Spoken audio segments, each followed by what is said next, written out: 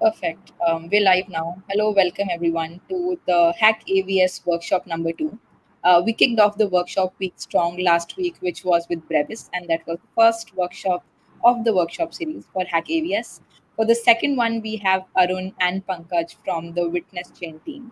Welcome, guys, and just to familiarize you all with what we're going to talk about today, it's going to be about Watchtowers. To summarize, Witness Chain is also sponsoring two bounties wherein you have got a chance to join the team and get incubational and resource support from the team. The first track for the bounty is a deepen use case kind of bounty.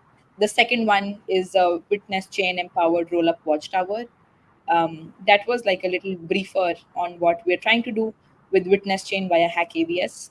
Arun and Pankaj, I'll take it to you. But before we dive into a lot of technical content, I'd love for you to also give an intro of yourselves and what you're building with Witness Chain and anything that you want the devs to know before they hop on to building for Hack AVS. Sure. Hey everyone, Pankaj from Witness Chain team here. I've been with the team since the start of our AVS journey with Eigenlayer, and we have been building this deep in coordination layer as well as roll-up watchtower network. As Vishik already mentioned, we have two tracks for this workshop for this hackathon as well. Today's presentation is primarily around the roll-up watchtowers, and we'll have one more follow up for the deepen track a little later. Uh, about what developers needs to be aware of is mostly I think uh, a little bit knowledge or context on rollups as well, but we'll introduce most of whatever you need to know about it during the presentation itself. And yeah, I think Arun, you can also. Hi all, my name is Arun and I work mostly in the areas of software engineering, security, recently on Watchtowers, something called Tracer APIs, which we'll present, and mostly building clients which interact with in a decentralized manner and building some servers. Yeah, this is my background on, yeah. Yeah, perfect. I think we can get started with the workshop and what we have today. Great. So let me share the screen and get started.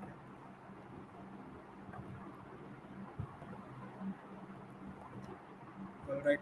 I hope it's visible to everyone.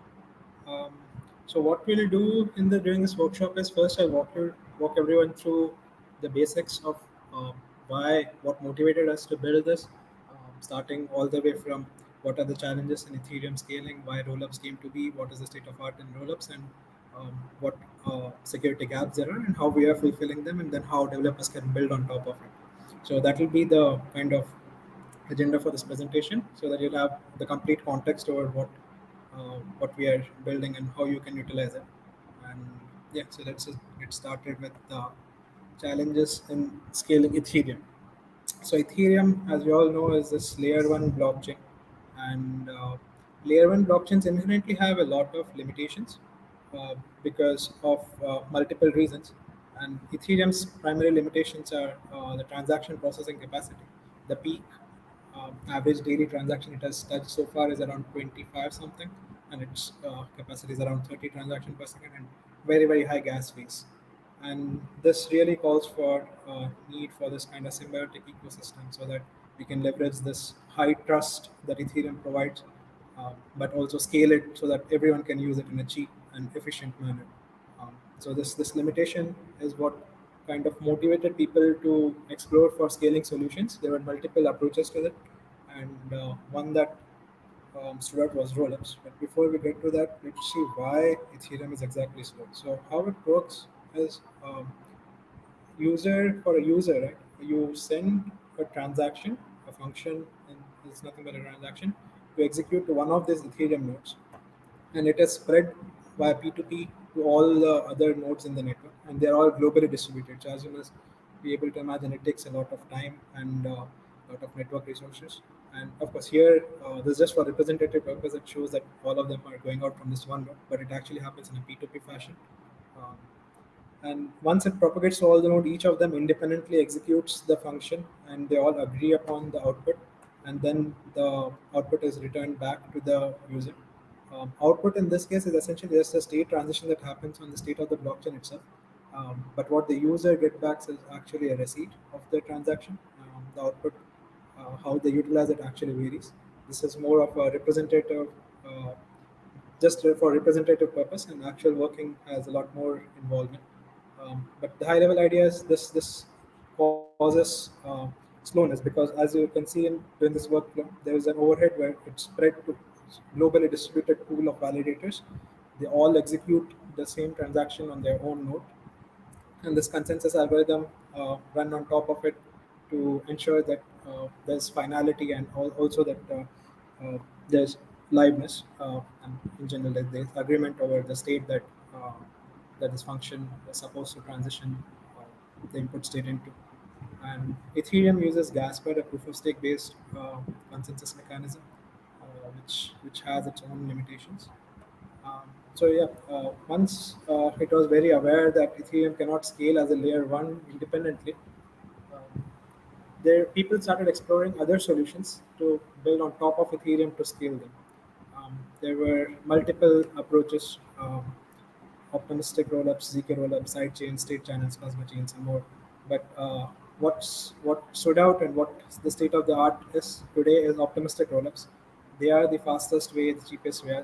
This diagram on the left just kind of represents how a straight line or straight path might not be the shortest path. When you're trying to travel from one corner of Bangalore to another, a very curved path is the fastest way. Something similar in rollups case also. Not everything is what you might seem to be the optimal scaling solution might not be the best.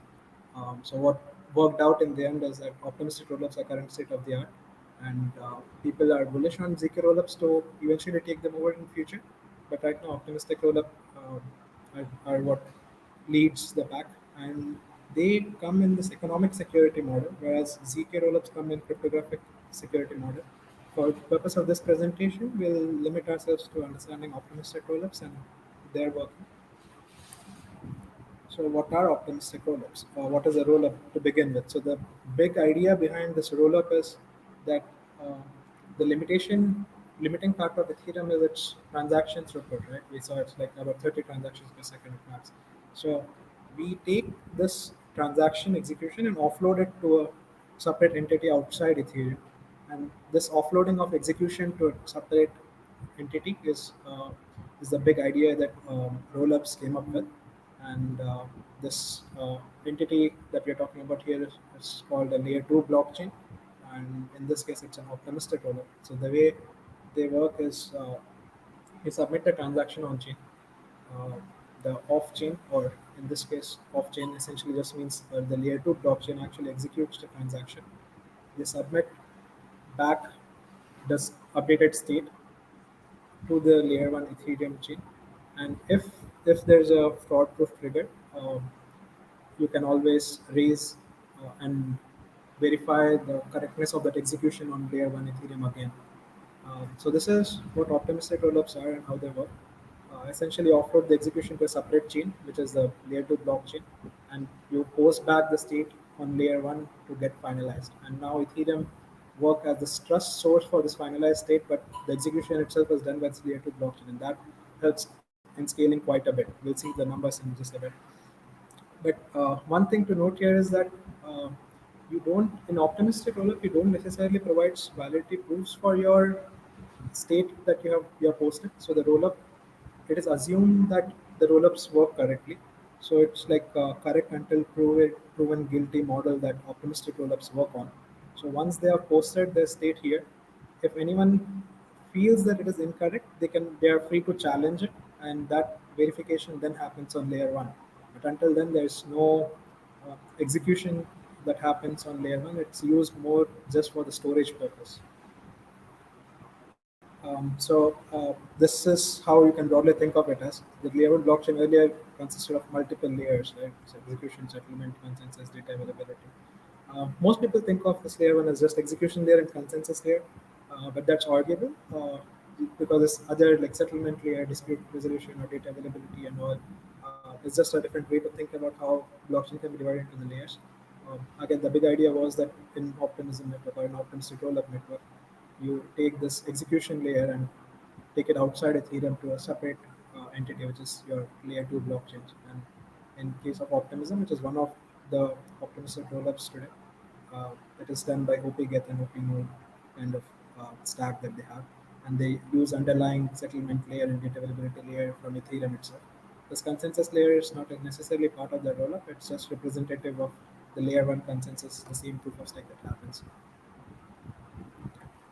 Yeah. So how much does it actually impact on the performance and on the cost, right? So we were talking about performance. Performance scaling has now drastically improved. If you observe the rollups, they easily hit 100 plus TPS, whereas Ethereum can hit at max 30. Some of them going all the way up to 350, 400 TPS. Peak recorded so far on mainnets have been around 75 with Starknet. Um, as far as costs are concerned, also as you'll see, the layer one gas cost is about 500 times more than the layer two execution cost. So it's clearly that optimistic rollups or rollups in general have shown a way to scale Ethereum. And so during the roadmap, Ethereum's roadmap, FAC has also over the last couple of years have been committed towards supporting this roller-based scaling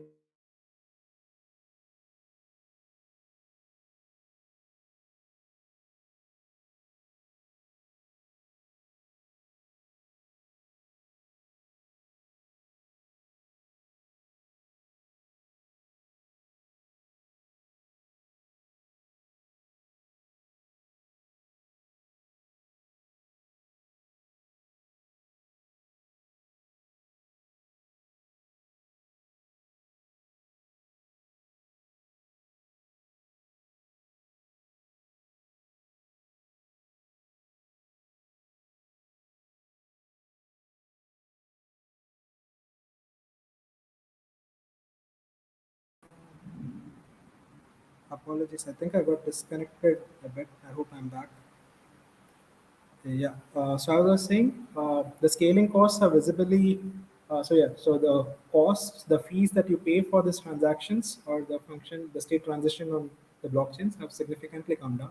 If you see the numbers, it's about 500 times less than what you pay on the Ethereum blockchain.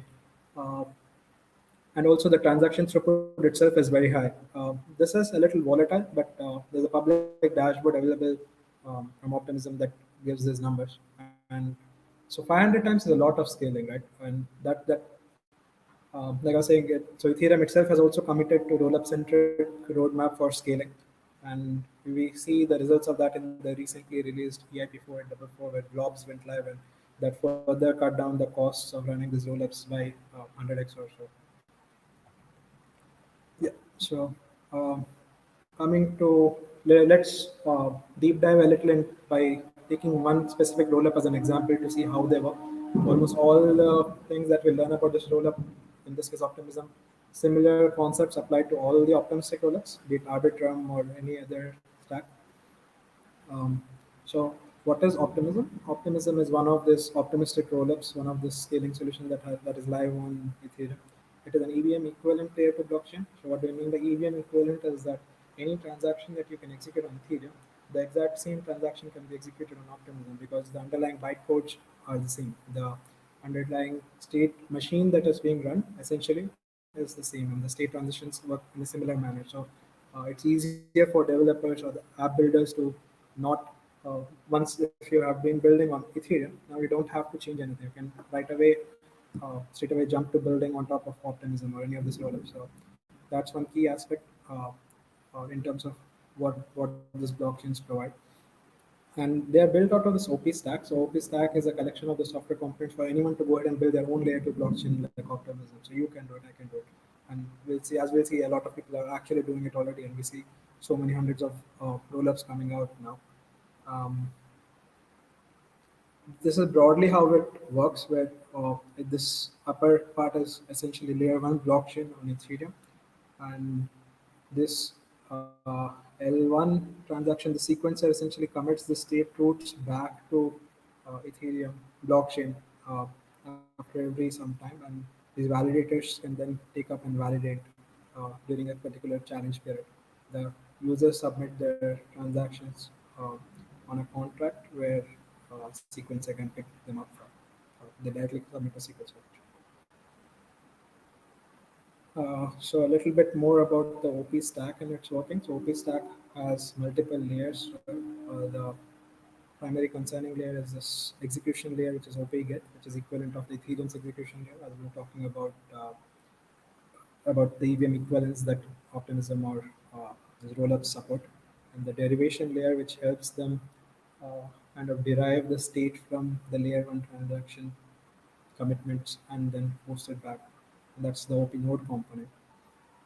Um, Without diving too deep into it, the broad aspect is that some of these components are centrally run right now, and which means that they are susceptible to multiple attacks like censorship and more.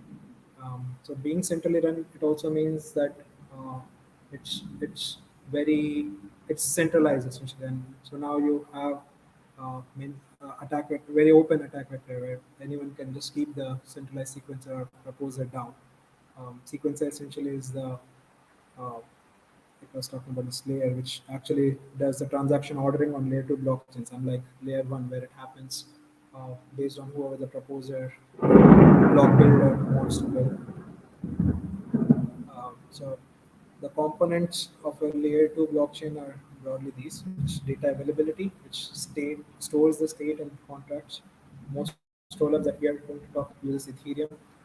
They used to use call data, almost all of them so far. But like I said, after Ethereum came out with this roll-up centric roadmap, they recently went live with this EIP 4844, which introduced this thing called blobs, which is a cheaper way for these roll-ups to commit their data on top of Ethereum to derive the same level of security from it. Sequencing layer is like I was talking about the sequencer, which is centralized and run by OP Foundation in this case, Optimism for Optimism blockchain. And the primary role is to order the transactions, produce the block, and put these blocks back on layer one so that anyone can verify it. So that's the primary job of sequencer. The derivation layer is responsible for understanding these transactions that are posted on L1, picking them up, process them, and convert it to a executable form on the layer two's execution plan. It also keeps track of where your L1 head is currently. So what is the head state of the layer one blockchain, or the head state of the layer two blockchain, and ensure that your layer two blockchain is synchronized to the correct state that it's supposed to be. The execution layer, OP get, as we talked about, it's just the EVM equivalent uh, machine. It's just the state transition functions are actually coded in here, and it is responsible for executing those transactions and proceeding the layer two state ahead. Um, and the settlement layer, again, once you have this finalized, once you proceed with this layer two state, you need to post it somewhere, and you post it on Ethereum mainnet to get that security out of Ethereum and ensure that anyone is able to access it. So how does a rollup workflow look like? So you have rollup has four components internal. Though for a user, what's visible is essentially just the OP get part of it, the execution client where user can submit their transaction. Once submitted, this OP get and OP batcher are part of sequencer. So the sequencer node orders the transaction and then posts it in a rolled up batch on this inbox contract. I think different rollups use different name for this. I think batch inbox is not necessarily the name used by Optimism. So once ordering is done, it executes, and the OP get is responsible for executing and proceeding the state of the layer 2 blockchain. So once the state has been transitioned over multiple blocks, L2 blocks, it batches and asserts the state via OP proposer, the current state for a specific block number. So let's say I had a layer 2 blockchain at block number 100. I asserted the state here at layer 2's block 100. This is the state. And after 100 more blocks at block number 200, again the proposer goes and asserts on layer 1 saying, hey, so at block number 200 on layer 2, this is the blockchain state. So it's not exactly at every transaction, but after every certain number of blocks on layer 2, that the assertions are made by proposer. Um, we can think of it as sequencer itself in most cases. because it's again run centrally by Optimism Foundation itself for now. They do plan to decentralize these components, but right now all of these are centralized components. So you can think all of this as part of sequencer itself. And so they pose these assertions, and this is where it goes into auto output oracle, where anyone is can look at this assertion and verify for themselves if the assertion made is correct or not. So if you want to do that verification and validation, what you do is you check this, you get this assertion data from L1, which was just posted by the proposer. You have your own L2 node running from where you get the corresponding state. So, like I said, if the proposer said at block number 200 of layer 2, this is the state, you get that same state from your layer 2 node. Now you cross check both of them if they are valid or not. If they are invalid, you can trigger a fraud proof by computing this witness, and then you can start dispute game.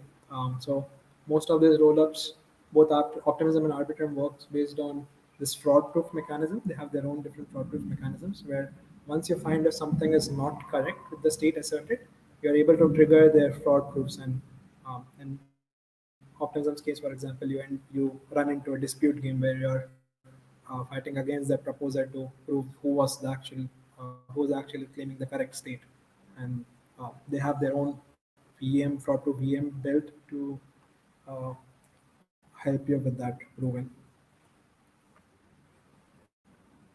That's an overview of optimism. So, how do assets move to this kind of layer two blockchains is using something called bridges, where if you want to have some, if you have some funds on layer two now, as we said, we want to use all of these things on layer two, right?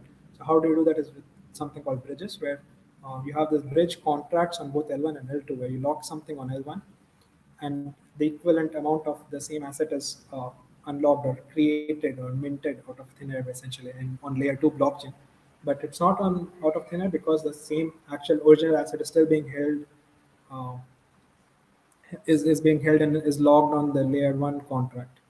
And once so that's how you move from layer 1 to layer 2 any asset. And once you're done dealing whatever trade or using it with your application, you want to come back to layer 1, you that happens by burning them on layer 2 and then releasing the equivalent amount of layer 1 again.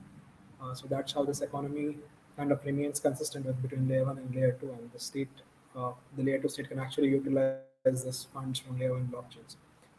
That said, bridges are a general mechanism. There are you can the same is required for you to function across layer two blockchains themselves also. So if we think of two different layer two blockchains, that's Optimism and Arbitrum, you might need to move funds from one of these to the other one, and that's where the bridges come handy as well. And we'll see how Watchtowers can help someone build these secure bridges across rollups. So that was about optimism, overview into optimism or optimistic rollups in general. But as we see from this, the rollup economic boom has already arrived. Over the last 2 years, we have seen the rollups, the numbers of rollups, the value logged in these rollups grow drastically, like exponentially. It's just growing every day. It's reached almost $40 billion now. As you see, a lot of app-specific rollups, universal rollups keep coming out every day. You also have rollups as a service projects now where they help you deploy your own rollup with just a few clicks of buttons. So very clearly now we see that there are like hundreds of thousands of rollups that are coming up. And as we went through the validation flow, uh, this validation requires you to have this L2 node set up with you. So validation across all these hundreds of rollup is very expensive. If you are building an app that supports all these rollups and you need security guarantee on top of that, you may not be willing to actually run all of these 100 nodes and then verify their states, right? And that is where the problem is. So current security model for these optimistic rollups work this way, where the rollup executes, let's say, implicit asserted after executing the transaction, proceeding the state, posts it back on the layer 1 blockchain. And once it has been posted on the layer 1 blockchain, it's the applications or the user's responsibility to check for any frauds or faults and notify the defensive validators who can then trigger this or take part in this fraud proof for you. And uh, this security model essentially means all the applications or users will have to have this rollup nodes running and checking for all the status sessions across all these hundreds of rollup that we see coming up. And uh, this also means that you cannot, as an independent user, take part in the security. You depend on this defensive validators to take part in this fraud proof, and which means this kind of works as a second line of defense. The security model is kind of broken, where there are no incentive for this application outside its own usage to verify the state assertions also. Whereas there might be hundreds of applications now, hundreds of people setting up their own nodes to validate the same state for their security is not something not feasible, as well as it's computationally expensive, also wastes a lot of resources, where one neutral entity validating this should be sufficient for all the applications or all the users of the rollup to ensure that it is actually doing its job correctly. And that is where we come into the play. We ask this question, like, who's actually watching these rollups? Because it requires continuous diligent watching of this state assertions made to ensure that the security model is actually working. And with no incentives attached to that, really nobody's actually watching, and the rollups might not be secure. So we introduced Watchtowers. So this is where Watchtowers come into the play, who actually do this validation and or watching of the rollup state assertions in the happy path or in the normal path. Because as you would guess, like, frauds are not something that happen every day. Rollups are not some cheaters like who are just sitting there and every day kind of trying to trick you, right? If that was the case, there would be no rollups in TikTok, there would be no rollups to begin with. So they have some level of trust, but still, so since it's a rare event in normal path or in happy path also, you need to have this watchtowers, and they need to satisfy certain properties so that the security is actually held without compromising or without being attacked, or what is it, without his watchtowers being able to exhibit some kind of Byzantine behavior. So what are those properties? They need to be incentivized to watch in normal path, because that is because just as we discussed, if there's no incentive, you're just burning your infra cost for running these watchtowers. The second thing is they must be decentralized so that they don't collude, or they don't the attack surface is not just a single party again, right? And applications and users can then utilize these watchtowers to ensure that yes, whatever they have been using the rollup for is actually secure and things are working correctly, and you don't have to have each application deploy their own node to validate all of this 100 rollups. That's like, if you have 10 applications across 100 rollups, that's like 1,000 rollup nodes being deployed, which is just a waste. And that's how watchtowers come into play and provide this first line of defense. And there's a problem with this incentive being given in normal path as well, which we'll discuss, and how we have solved it. So that's where witness chains watchtower network comes in and acts as the first line of defense for rollups, where applications can now in a worry free manner use this rollups and still get all the security benefits. So the three key properties are that it's a trust-free, decentralized, and programmable watchtower network. Let's dive a little deeper into each of these. So what we say about trust-free is proof of diligence, ensuring that the watchtowers are incentivized in the right manner to validate the blocks in the normal path. So what I mean by right manner is, think of it this way. If I start paying someone for validating the state assertion, they can always claim that I have validated and kind of take that incentive without actually validating, right? So it's like saying, if you had a security guard guarding a building and asked him every morning if he noticed anything suspicious during the night, he might as well tell you that, hey, I didn't notice anything suspicious, while he was actually just sleeping the previous night, right? So there's no way for you to know if this guy's actually validated or not validated. So that is one big problem that comes up when you talk about watchtowers validating roll-up state assertions, and this is called the lazy validator problem. And our scientific breakthrough, which is this proof of diligence, ensures that that doesn't happen, and and these watchtowers are only rewarded if they're actually watching or actually validating the uh, state assertions in the happy or normal path. And this happens. And this washout nodes are run by eigenlayer operators, and that is where eigenlayer comes into the play, and us being an AVS comes into the play, where these are credibly neutral. They are essentially Ethereum validated itself, right? They are now running these roll-up nodes as well and running serving as watchtowers, and they do go through this bounty mining process, which is an equivalent of like Bitcoin mining kind of stuff, but essentially it's a way of proving that you have actually validated the roll-up state and not just claiming for it to be valid. So this leads to very high cryptoeconomic security, coming from eigenlayer and very high trust because it's being done by same Ethereum validators that are running Ethereum node for you. And it's trust free because you don't incentivize people for just claims, but you actually incentivize them to prove that they have validated and actually validate the contract, actually validate the status session. Sorry.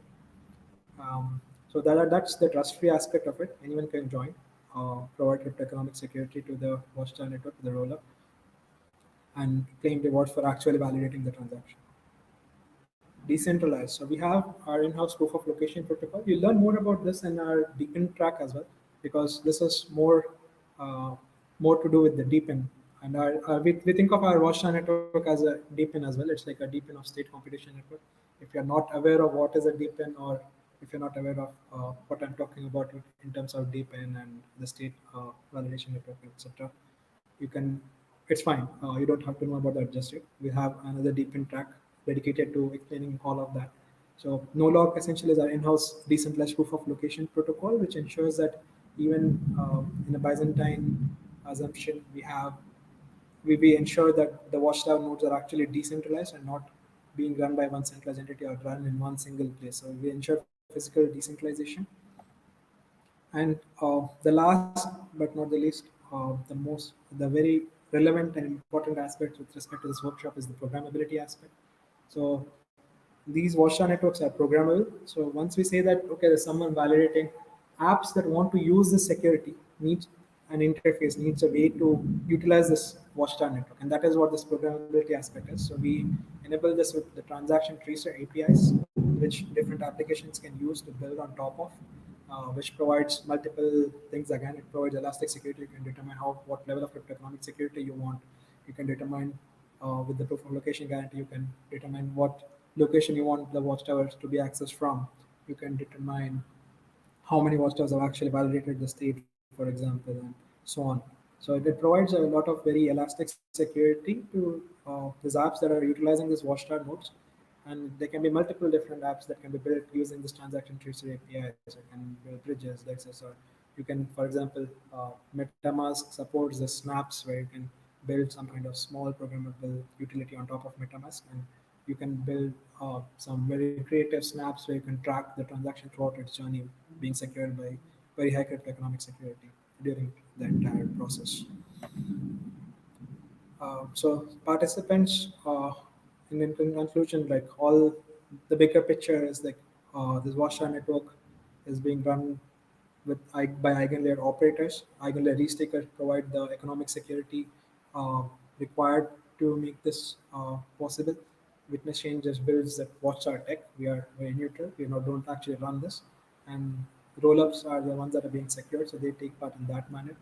And then there are roll-up apps that use this transaction to use this watchtowers to build a lot of creative apps, a lot of high security apps. This is where what this hackathon is also designed around. You'll be working to build some of this dApps on Watchtower network, and we'll get more into how you can utilize and build these things really soon.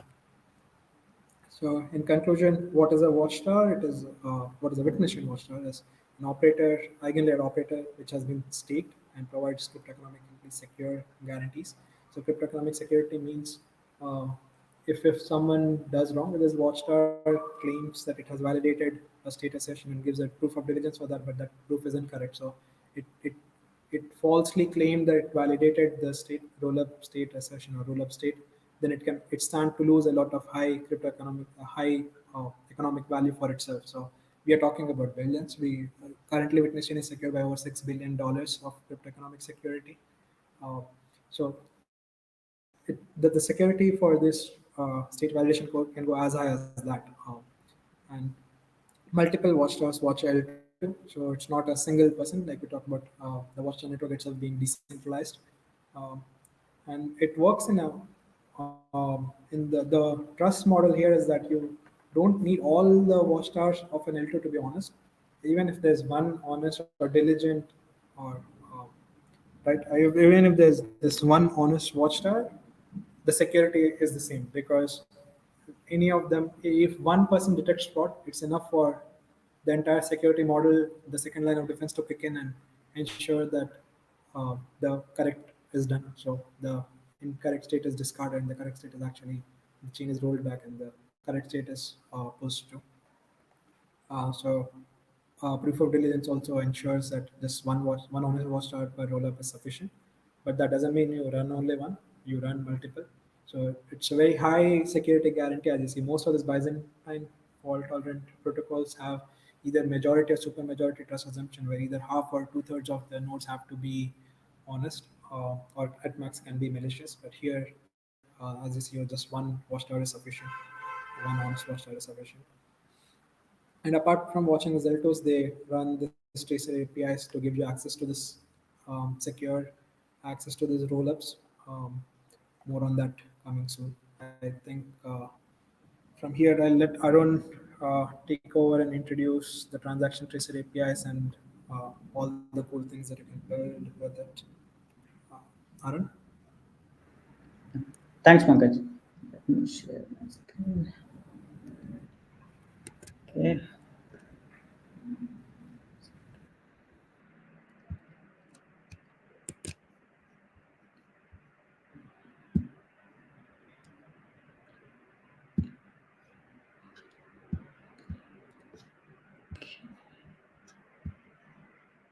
Um, yeah, before that, while Arun is presenting, I'd also love to know, for example, if the devs have any questions or any thing that they're stuck at, what's the best place to reach out to you guys, whether it's a Discord channel, Telegram group.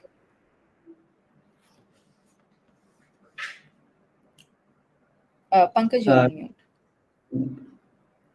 Yeah, sorry, I was on mute. So the best way to reach out to us is via the Discord itself.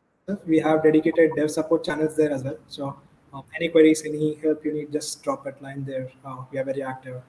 Our engineering team is also present there to clarify any queries that you might have. Got it. Yeah, let us also drop a link in the chat, and you guys can go join that Discord group. Yeah, Arun, over to you. I'm sorry. yeah, thanks. Okay, so I'll be talking about this transaction tracer APIs. As you've seen that we are running some watchtowers run by independent operators who have staked some tokens with Eigenlayer, and they're supposed to be correct, but if they do something wrong, they're supposed to be slashed. So we have some kind of crypto economic security here. Now the question is what we can do with this apart from watching, right? So one thing what we were interested is in to provide fast finality of L2 transactions. So fast finality means that we want to know this trace the transactions status very quickly, and we want to have some more details on what this transaction is doing right now, where the transaction is right now, right? So typically, when you use a RPC server to query a transaction, what you get is that you choose a RPC server and you query it. There could be problems with the RPC server. RPC server could rate limit you. RPC server could go down. Anything could happen, right? So what we are doing here is that we are providing a way the users can query, trace a transaction, and these responses are given by multiple watchtowers, each one having certain stake, right? And when you trace a transaction, you get multiple results, and you can also see what each watchtower has seen, and you can see the history of the transaction, how it went from one stage to another stage, and finally it has reached finality, and how many watchtowers agree on these results. So these are interesting because once you make a very high value transaction, you would like to wait for a certain amount of time, get a certain guarantee, and then proceed with it, right? So these transaction tracers APIs are for that. Okay, so let's see. Okay, we have some SDKs for using this transaction tracer APIs. So the APIs look like this. App or a user makes a API request, and currently there is a coordinator which takes the input and sends it to multiple watchtowers. Multiple watchtowers respond to the coordinator, and the coordinator computes the consensus, how many agree to what state, and the response is given to the user, right? These APIs are available here. And if you want to write your own, API code, you can write it. but we have a Python SDK if you want to use it quickly. Okay, so the transaction API is pretty simple.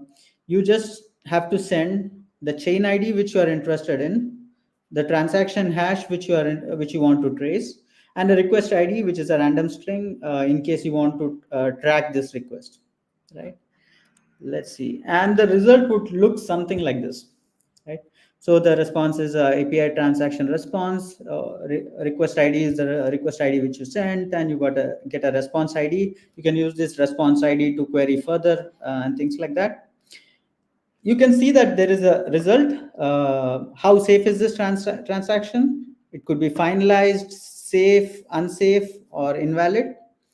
Status could be we are saying it is finalized because we derived it from it was derived from a L1 block. And you can see the data. So these are the data sent by different watchtowers for this particular transaction, right? So you can see that there is a watchtower with a public key 0xb4 saying that this is the transaction hash and this is the receipt. And there is another watchtower which has a public key 0xf48 which has sent this as a receipt, and each watchtower has signed this result so that we can clearly slash them if they send a wrong result. Now you can also see in this result that there is a consensus. If multiple watchtowers have sent results, consensus on a state, so let's say derived from finalized L1 block, there is one watchtower which has agreed to this result, and there were two watchtowers who have agreed to this state, and there were two watchtowers who agreed to this state, and one watchtower somehow said it's an invalid transaction. Probably there was something wrong with that transaction, but something wrong with the watchtower, but the state basically changed from this state to this state to finalized state. So now you can see that there is you can track the history of the status. You also get the timestamp so that you can see how fast the transaction has moved from one state to another state. Okay. So you can try this transaction tracer APIs here. Let me see if I can share another. Okay, yeah. So it looks something simple like this. You enter the transaction hash, you enter the request ID which you are interested in, and the chain you want to watch, let's say optimism, and I just submit. You should get a result like this. It's the same result which I explained, and you can see that 1, 2, 3, 4, 5, 6 watchtowers has responded to this request, and this is the consensus on the states for various watchtowers, right? So if I go back to this previous diagram, so the request went to coordinator sent to 6 watchtowers have seen this transaction, they have sent a response.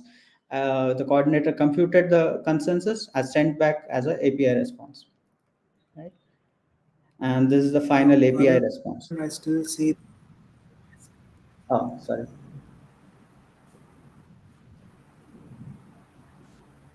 Let me go back to this one. So if I go back to the diagram, you requested for an API at the coordinator. The coordinator sent to multiple watchtowers. In this case, 6. 6 watchtowers have responded, and the coordinator computed the consensus and sent you back the response. Okay. This is how the response would look like. You can try out the transaction tracer API in this UI. If you want to build your own code for this hackathon, you can just go here, witnesschain.com GitHub page, and then you can see SDK Python. You can install the following Python packages depending on your dev environment. What we really need is WebSockets, request, ETH account, and async timeout. You don't have to install anything, just download this witnesschain.py file, and all you have to do is this: import witnesschain, use a tracer object, create a tracer object. You say, I am an app, I have an Ethereum key, this is my private key, and I want to log in. And then after login, you can just trace transaction XYZ on a chain ID which is base. So you should get the same response. Okay, so here we have multiple things here. You can use this transaction tracer for checking various transactions, see the history of the transactions, etc. And we'd love to see what you can build. So, Pankaj, probably I'll uh, let you talk about what we can build. Yeah, just a second. I'll also drop this GitHub link in the chat for everyone. Yeah, drop that. In the same organization, you can also find our multiple other repositories. Some, if you're more interested in learning how Watchtower itself works, right? Our code is open source and we build in public, of course. So you can go through all our contracts, audit reports. You can go through the Watchtower code itself. You can also those who are interested in the research how we solve the lazy validator problem can also go through our research of the uh, our research papers that we have. Okay, let me share my screen again for the use cases. All right. So yeah, what are the things that developers can use these APIs or this Watchtowers to build? Right? Some ideas that I can discuss here is fast finality middleware for dApps. So if you have some dApp that requires transaction finality guarantees much quicker, right? Uh, it can be any dApp that needs this guarantee. They don't have to wait for the proposer to propose and the challenge period to end, or even if it's a simple transaction app. If I'm just sending money from or some tokens from one account to another, and I don't want to wait too long for these transactions to get finalized, um, this payments app can just use a swatch star to ensure that this payment has gone through and do that. Like you can process these payments in milliseconds now because you get this cryptographic security from these watchtowers instead of waiting for finality from the rollup session itself on L1. The second thing you can do using it's kind of a thing that you can build on top of this middleware. You can independently build this directly on top of Watchtower as well as fast bridging. So earlier I talked about how bridges can work to transfer assets between two chains, right? So when you're transferring assets between from one roll-up chain to any other chain, be it L1 or some other L2, you're transferring from Optimism to let's say Arbitrum. Your source chain needs to the bridge needs to ensure that the source chain does not roll back. So if I'm transferring from Optimism to Arbitrum, the asset that is being transferred is being logged on some contract on Optimism, and the equivalent amount is being unlocked on Arbitrum, right? So this logged amount on Optimism, the bridge needs to be sure that this does not roll back. Otherwise, it starts to lose all the value, right? If I transfer 5 ETH from my Optimism account to my Arbitrum account, and if the bridge has given me my 5 ETH on Arbitrum, and then later the Optimism chain rolls back, then and I get back my 5 ETH on Optimism as well, then the bridge just lost the 5 ETH out of thin air, and that is something that should not happen. And so these bridges can use these watchtowers to ensure with very high cryptoeconomic security and guarantees that this does not happen, and they can provide secure as well as fast bridging to these to their end users. The other thing you can build is insurance kind of products on top of these.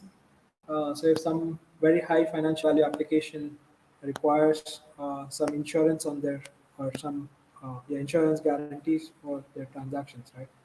You can use watchtowers because they are backed by such high, like $6 billion worth of cryptocurrency security. You can give insurance to the users to um, ensure that if something goes wrong with their transaction and Watchdog claim it to be correct, you can pay them back some amount, or you can charge them some fee for it, and it's all backed by very high cryptographic security, so that's possible. You can like I mentioned about the MetaMask Snap there. So MetaMask Snap is essentially just a pluggable unit that you can build like an extension to MetaMask, and that extension currently when you submit. So MetaMask is the most popular wallet you use for interacting with a lot of this EVM compatible rollups on Ethereum, for example, or Optimism or Arbitrum.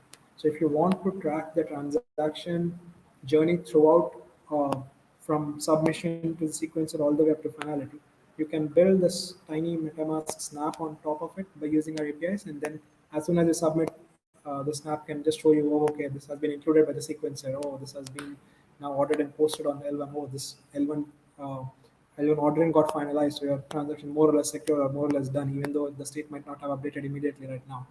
And so you can build this kind of UI on top in this MetaMask app so that people uh, can just track their transaction throughout the journey, and it's just a cool thing to have.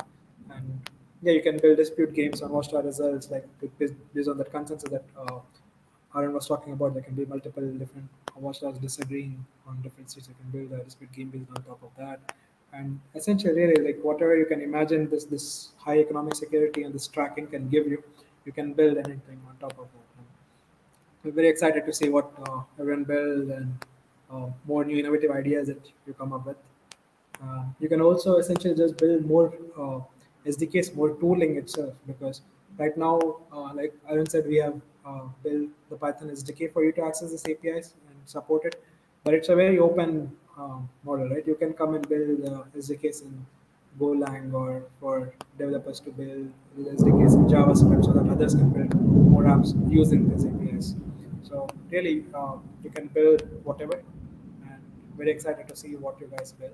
These are some of the ideas to kind of just seed some thought process, like how you can think about building the apps on top of this transaction tracer APIs. And yep, that's it. And if you have any queries, like you mentioned, you can always drop by in our Discord, and we'll be very happy to clarify and help you with whatever you might need. The link to joining Discord, I think, has already been dropped in the chat, and you can learn more about witness chain and what we are building on our website, as well as you can go to our Twitter to learn more and keep in active touch with our latest developments. Uh, that's it. Thank you.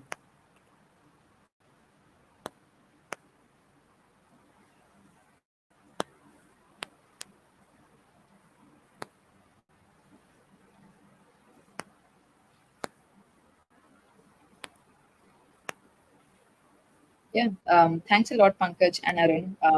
I'm pretty sure the examples of what the builders can build would help a lot. We all know EigenLayer itself is a pretty new ecosystem, and so are all the projects that have been built on EigenLayer. But whatever other questions you have, feel free to go on the Discord and ask the team. Even if you're facing any technical difficulty anywhere, do not hesitate to just join the Discord channel, share your ideas over there. Also, maybe find potential teammates to build together. And yeah, I wish everyone building in the Hack AVS very good luck. Feel free to also come back to the presentation. This would be available on the workshop tab on the hackathon page on DoraHacks itself. If you maybe had difficulty in between catching up to anything, feel free to sort of replay it and grasp it at your own pace. But yeah, I think that was it for today. I'd again like to thank Pankaj and Arun for the presentation, and yeah, good luck, everyone. Thank Good luck, you. Yeah, everyone. thanks a lot. Yes. Take care, everyone. Bye bye. Thanks for